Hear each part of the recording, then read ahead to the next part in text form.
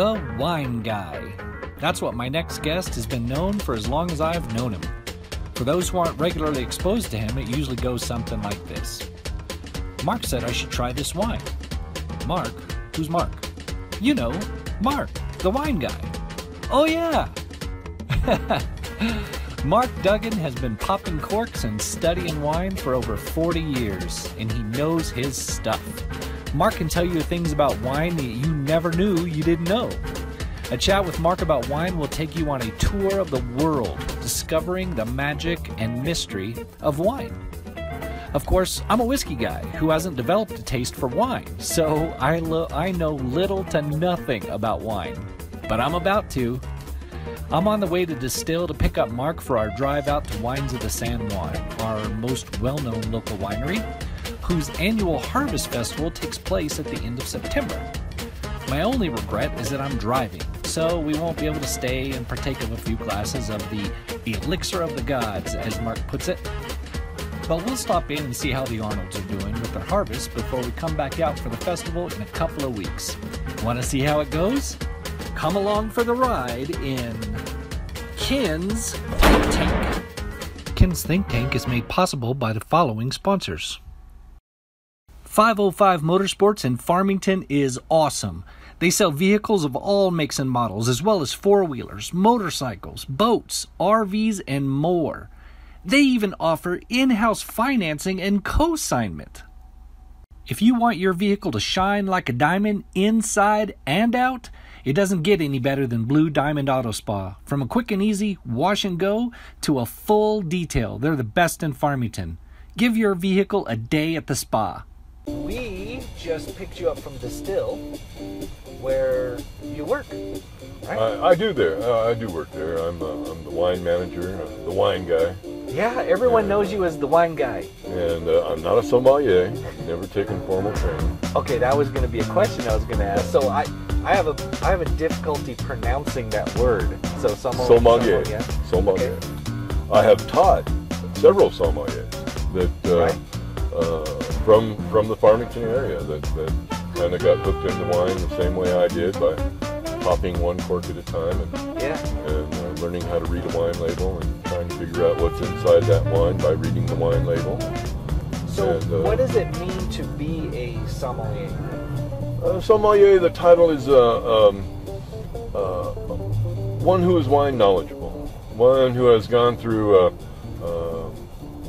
several courses, classes, teaching history of wine, why certain wines taste the way they do, how wine is made. Every sommelier knows how wine's made, knows different nuances on components used in making the wine. Right. Wood barrels, stainless steel tanks that didn't come in till after World War II. So it's kind of like a certification. Yeah, sir. Yeah. So I don't think anybody that knows you would argue that you're knowledgeable about wine. Well, we were just having a conversation. You went past geek level knowledge. You went into straight superhero knowledge of the wine. Well, I've always been fascinated. I look at wine as, and this is the most important thing about my thought process in wine. Wine is geography in a bottle.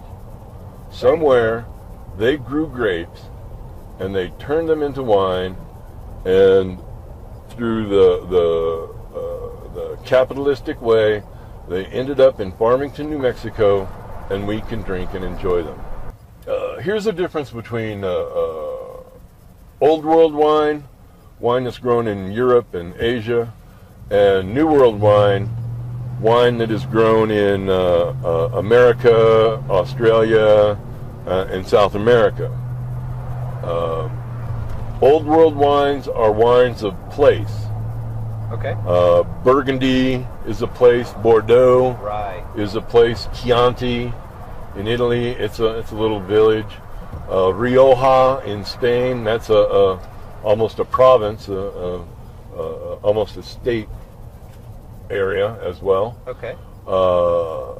Porto in Portugal, Jerez. These are distinct wines of character due to where they were made and the grapes that were grown there. Okay. New World wines are wines of grape. We drink California Zinfandels. We drink Oregon Pinot Noirs. Right. We drink Australian Shiraz. We drink Argentinian Malbec.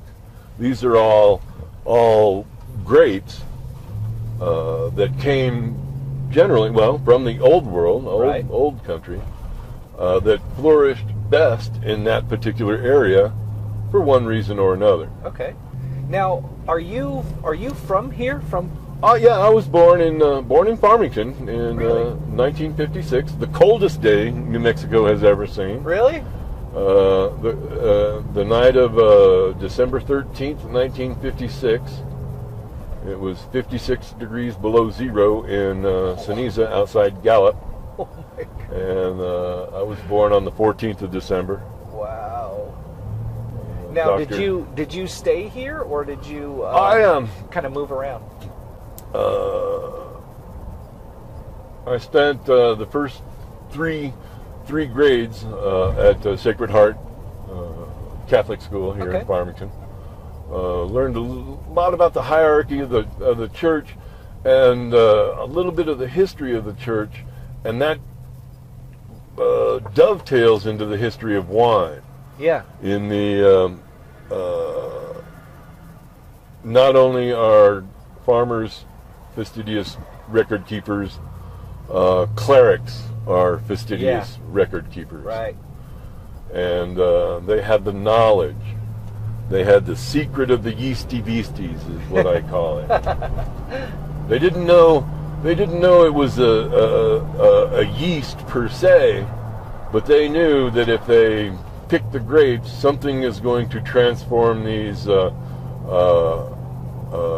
sugars in the grapes into this elixir of the gods, this alcohol. Right.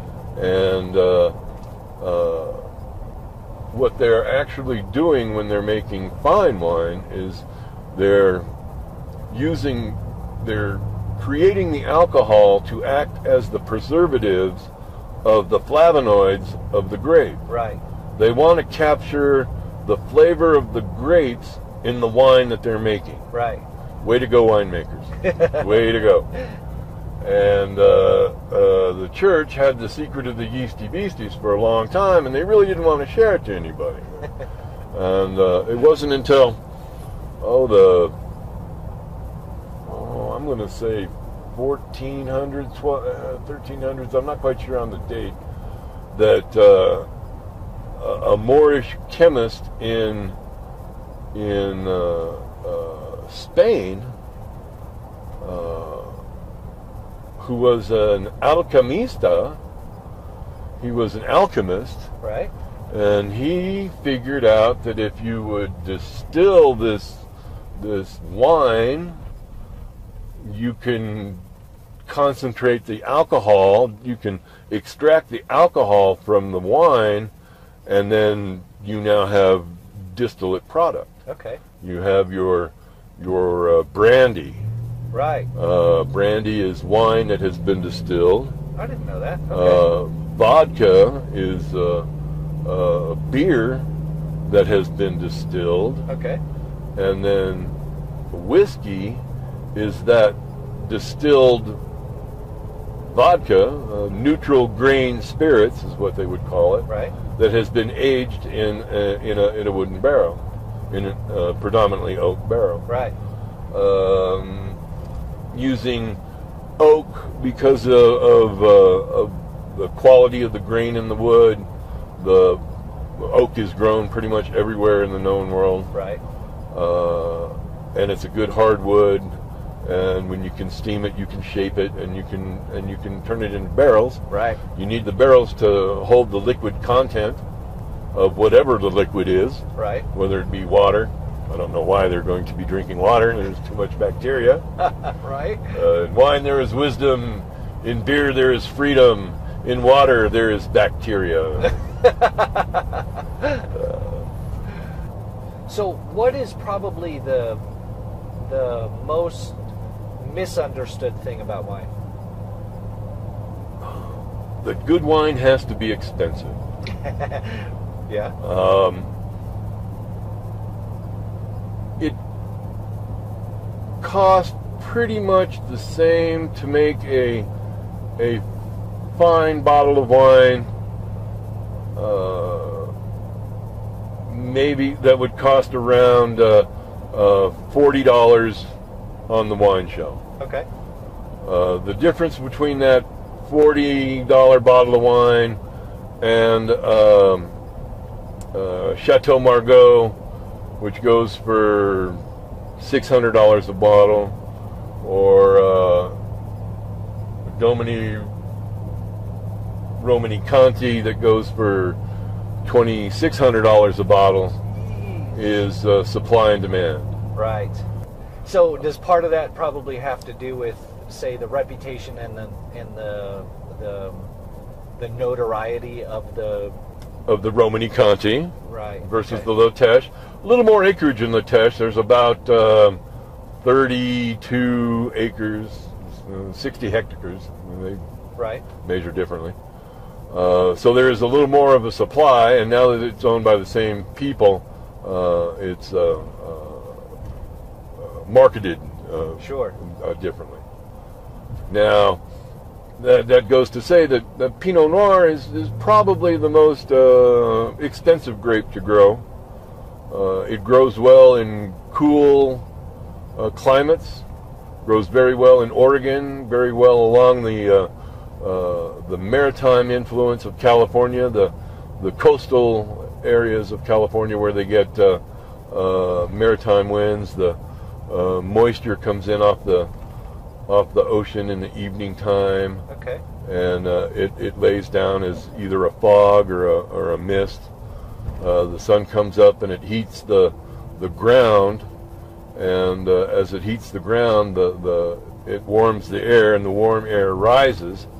And about 2 o'clock in the afternoon, as the warmer air is rising up off the land, the cooler air is coming in off the ocean to replace that warm air that is rising. Okay. So when you go visit the wines of Santa Barbara County, and when you go play the Sideways movie game, then take a sweater, because around 2 o'clock in the afternoon, it's going to start getting chilly, and about 4 o'clock, you're going to wish you had that sweater.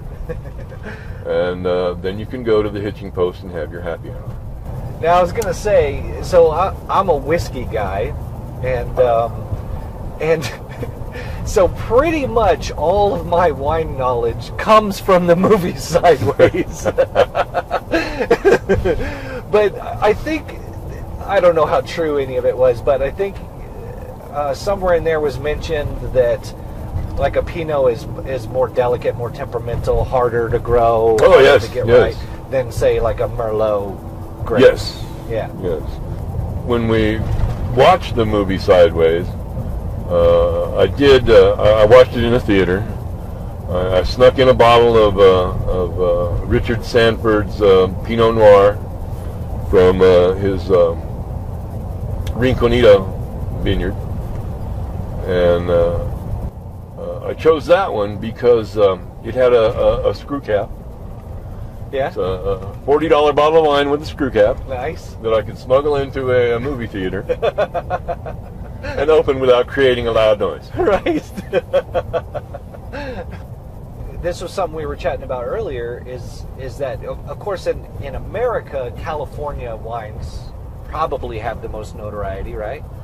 They do, for consistent climate and consistent soil.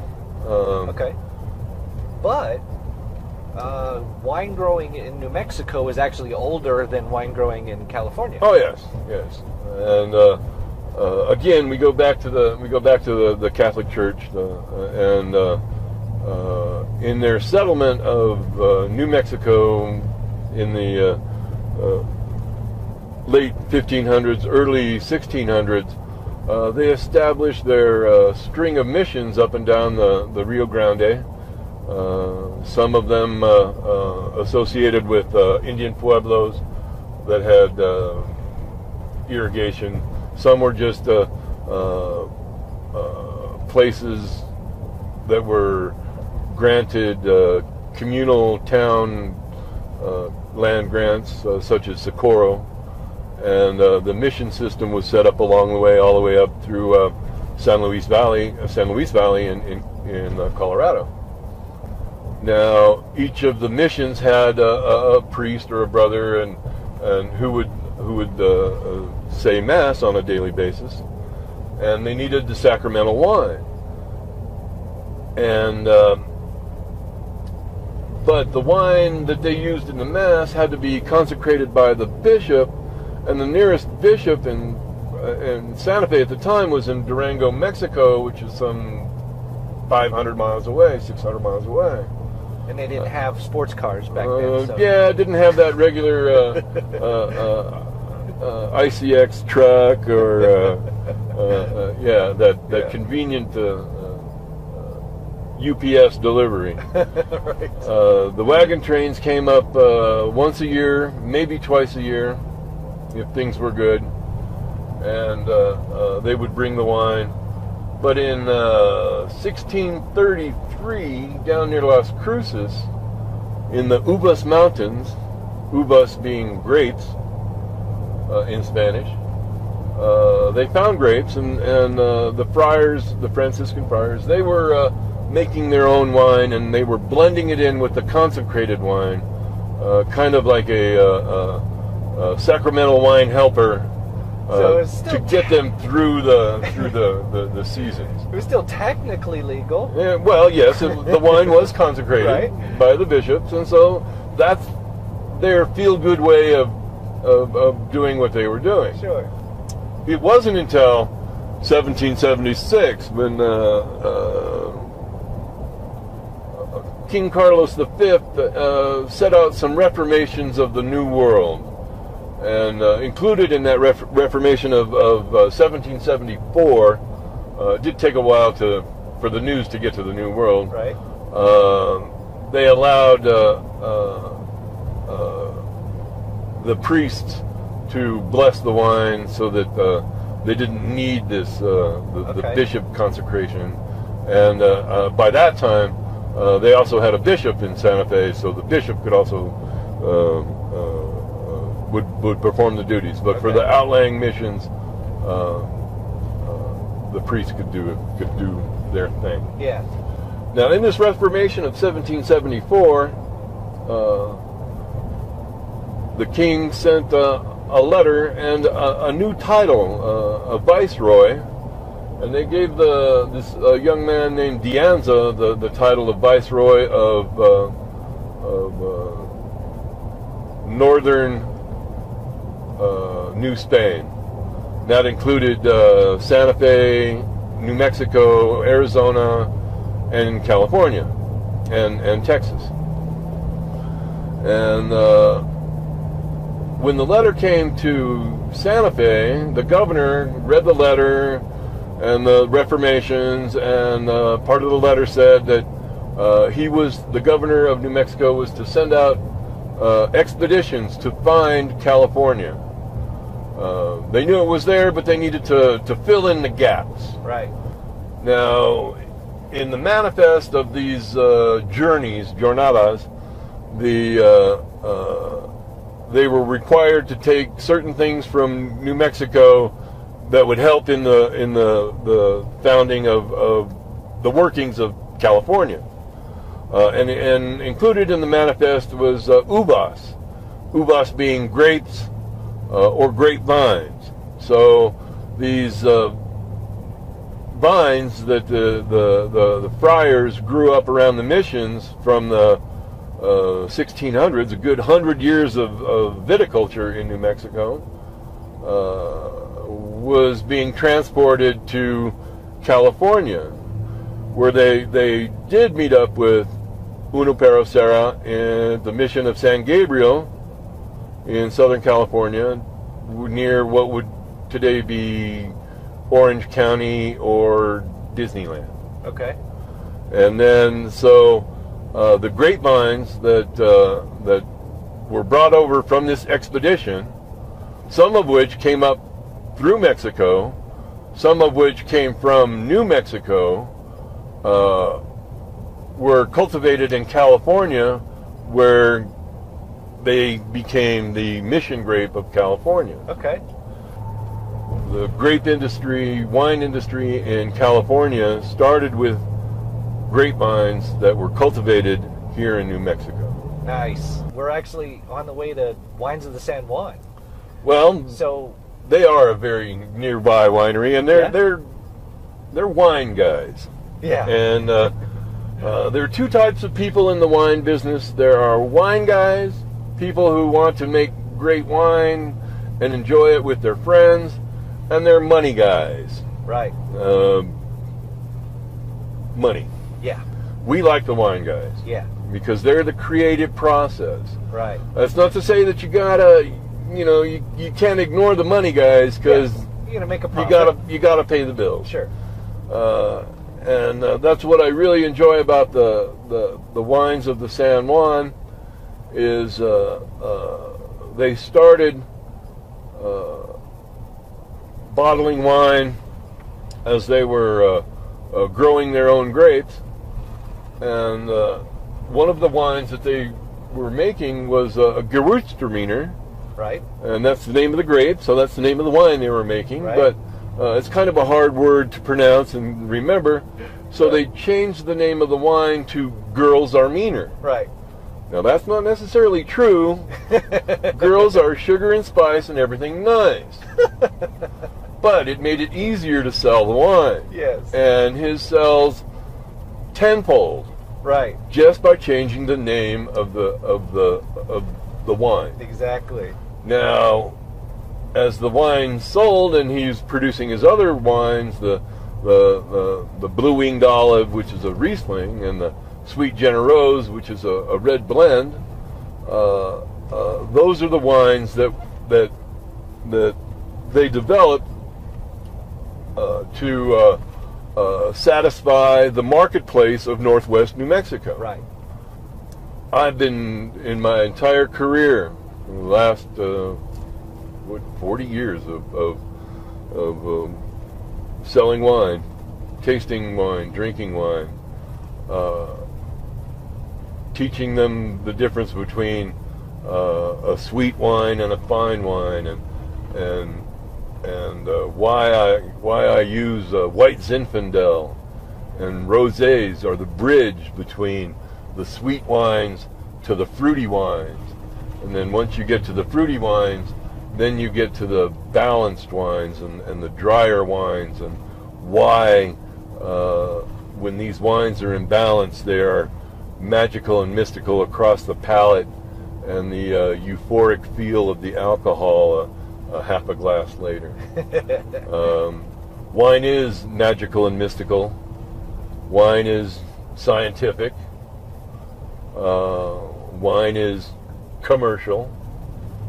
But once again, more important, wine is geography in the bottle that's best shared with your friends. Right. All right. That's perfect. Now, you mentioned Here we are. you mentioned the age of wine as well. So again, like a whiskey guy, I know that once whiskey is bottled, it's that. It doesn't ever change. Once it's bottled, it's bottled. just It's not bottled, gonna. and it's whiskey. So you can't age it in the bottle. No. But that's not necessarily true for wine. Wine continues to age. Is that Wine still transforms in the bottle. right? More times than not, any particles of sediment will continue to drop out to the edge, and so then the taste continues to change. The taste matures, is what we Okay. call it, into a more earthy, clay character, taste and character. As long as it's not been opened. As long as it's not been open. When it's been to open, the air. It's still technically a living creature. The wine is. Yeah. Until you pop that cork, and then it dies, and it's. We have to do our best to drink it before it drink dies. it before it dies. Yeah. And that's what we like to do. All right. Very Yeah. cool. We had a car show here yesterday, Wines of the San Juan, so they do have lots of different events to augment their wine production. So they have a fall festival coming up Oh, their Harvest Festival, yes. that's pretty popular around here. It's a big festival, so we'll probably end up showing what this countryside looks like Yeah. in the video here, so that people can see. But this whole thing transforms into several bars full of wine and artisans and crafts and stuff and activities and all kinds of stuff going on around here. So if somebody were interested in wine and are knowing more about wine, they can of course always come talk to you. You're fully willing to talk to people about wine. Willing to talk, and Right. occasionally teach wine classes at Distill. Right? We haven't planned the fall schedule, but it'll usually be on a Monday. Yeah. They're easier days. And Distill And, is on the east side of town. Just as you're going out of town, there's M. Moose and Yeah, in the Ma Bay. right. I guess So- that's a little fashion Yeah, square. little And, shopping center in there. So Distill, it's East Main, Farmington, New Mexico. right. I'd give you the phone number, but I don't know. I never call it. You can just ask Siri. Yeah, ask Siri. So they can always come talk. But further than that, we've been doing a lot of talking about wine, but you're pretty knowledgeable in a lot of different types of alcohols and whatnot. Well, so yeah, we work. You've got to know your product. yeah. You work in a liquor store, you got to know your product. Right. You drink, and at that end of the hard day, well, let me one of the first things that I learned about wine, I worked at a winery, and my first wine job was in 1979, working in a winery in Albuquerque. And one of the first things I learned is it takes a lot of good beer to make great wine. Yeah. And it was the winemaker at Gunlock Bundschuh in California, Lance Cutler, who reminded me of this many years ago. And making wine is hard work. Yeah. Drinking wine, that's the easy part. Yeah. Drinking and driving, that's the stupid part. Exactly. All right. So we should end with that and go in and visit with the Arnolds. Let's do it. I love these guys. All right. So, all right. Well, good for the chat, man. All right. Thanks. We're not going to break out into song or anything. Don't have dancing girls in the back. You can do that while you drive. Multitasking.